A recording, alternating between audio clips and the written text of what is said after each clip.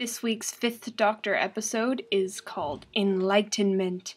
There's a link down there so that you can watch it. It's interesting. I was never quite sure what was going on. It was very hard to follow. Somebody was in trouble, so they go to some specific coordinates, which ends up being on a spaceship, like a boat, but through space. And they're in some sort of race to reach enlightenment.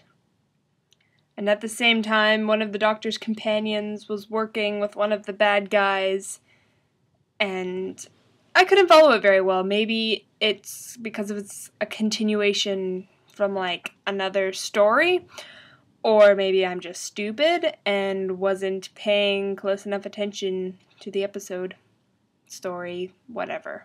I especially liked the light and dark wizards. They weren't called wizards, but you know what I mean. Their hats. Did you see those? Those were so great. They had, like, birds on their heads, just like bird, and then feathers for their hair. And I just thought that was the coolest looking thing ever, and I really want that hat. I mean, it looks absolutely stupid, but it'd be so cool. There's also quite a bit of staring in this episode, and I just had to capture this on screenshot, so there was such, like, crazy staring parts. It was so weird.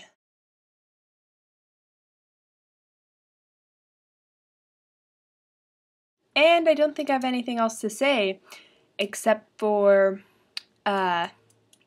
Peter Davison. Definitely one of the cutest doctors. Just gonna throw that out there. Yeah, I feel kind of bad when I get, well, not bad, but I just feel weird whenever I get crushes on old actors because you get to see them now and they're not as attractive as they were when they were young, which makes sense. But same thing with Michael Palin. Quite a bit of a crush on young Michael Palin, but who can blame me? These actors are very cute. And with that, I will stop